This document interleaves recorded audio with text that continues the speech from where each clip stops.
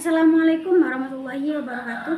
Your Excellency Kiai Haji Muhammad Hasan Mutawakil Allah SMPM, Your Excellency Dr. Abdul Aziz Wahab MAGS, Director of Jalur Hasan Islam University, Respectable Mr. Zainuddin MPD. This video I made to complete my assignment to answer the question about micro-teaching. Baik, bab pertama. Pertanyaan pertama, jelaskan latar belakang penerapan micro-teaching di Unza, Genggong.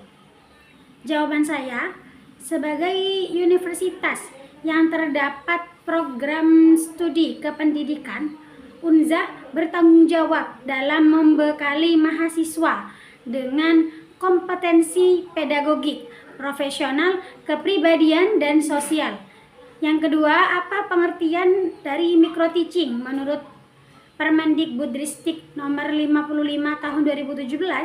Jawaban saya, suatu metode pelatihan keterampilan mengajar yang dilakukan secara terstruktur dan disederhanakan untuk mengembangkan kompetensi pedagogik calon pendidik. Pertanyaan ketiga, sebutkan 3 tujuan utama dari micro-teaching bagi calon pendidik. Jawabannya, yang pertama untuk memberikan kesempatan untuk memahami dan menguasai konsep micro-teaching secara komprehensif. Yang kedua, melatih mahasiswa dalam merancang perencanaan pembelajaran. Yang ketiga, memberikan pengalaman mengajar yang nyata di laboratorium pendidikan. Pertanyaan keempat, bagaimana relevansi micro-teaching dalam mempersiapkan mahasiswa menghadapi PPLK? Jawabannya, sebagai tahap persiapan yang signifikan bagi mahasiswa sebelum menghadapi PPLK. Pertanyaan kelima, mengapa micro-teaching disebut sebagai real teaching meskipun dilakukan dalam skala terbatas? Jawabannya, karena micro-teaching dirancang untuk meningkatkan keterampilan mengajar secara bertahap dan juga sistematis. Selanjutnya, chapter kedua, pertanyaan pertama, sebutkan 3 peraturan atau kebijakan yang mendasari implementasi kurikulum merdeka. Jawabannya, yang pertama, Permendikbudristek nomor 16 tahun 2022. Kedua, keputusan Mendikbudristek nomor 56/M/2022.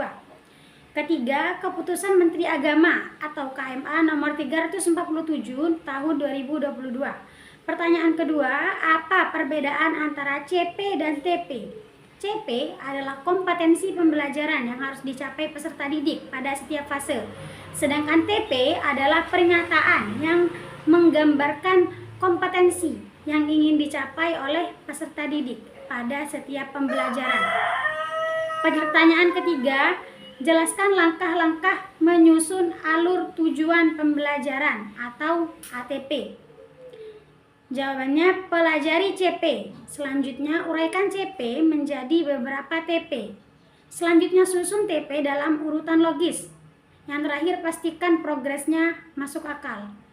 Pertanyaan keempat, mengapa CV dalam kurikulum merdeka disusun berdasarkan fase, bukan berdasarkan jenjang kelas? Jawabannya, karena memungkinkan pendekatan yang lebih fleksibel dan kontekstual.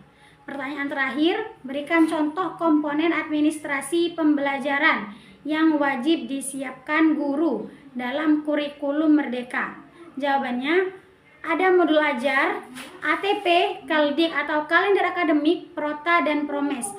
Chapter ketiga, soal pertama, sebutkan 5 contoh metode pembelajaran aktif learning yang direkomendasikan dalam kurikulum merdeka.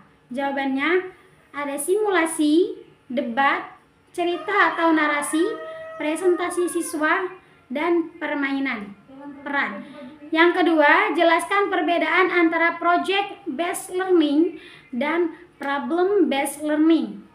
Jawabannya, project based learning merupakan metode yang menekankan pada proses pembelajaran melalui pengerjaan proyek dan proyek yang relevan dengan kehidupan nyata. Sedangkan problem based learning merupakan pembelajaran berbasis masalah yang melibatkan peserta didik dalam proses penyelesaiannya secara nyata atau hipotesis yang memerlukan pemikiran kritis dan analisis mendalam.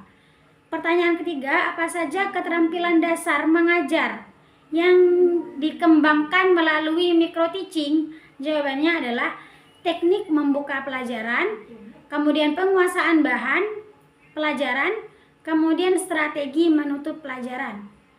Pertanyaan keempat, bagaimana pembelajaran diferensiasi mendukung prinsip merdeka belajar? Jawabannya adalah teknik ini mengakomodasi keberagaman kebutuhan peserta didik.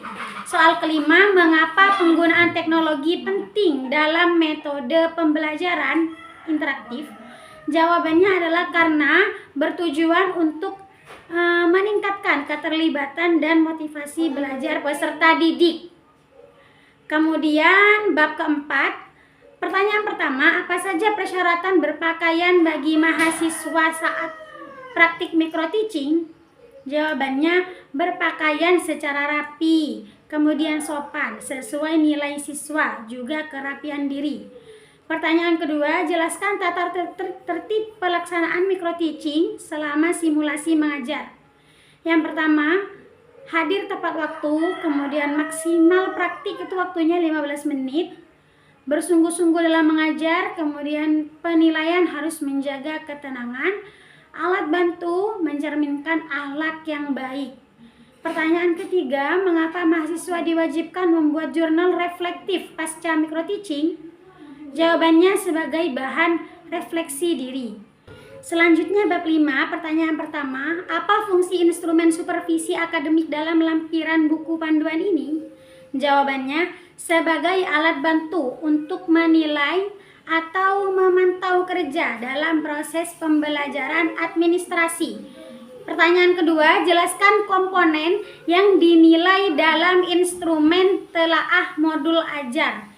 Jawabannya adalah identitas mata pelajaran, kompetensi awal, dan profil pelajar Pancasila, sarpras target peserta didik, model pembelajaran, komponen pembelajaran, serta skenario pembelajaran. Kemudian juga kegiatan penutup, rancangan penilaian, dan remedial pengayaan lampiran. Pertanyaan ketiga, mengapa penilaian dalam kurikulum Merdeka mencakup aspek formatif dan sumatif? Jawabannya adalah karena terdapat dua penilaian, yaitu formatif dan sumatif.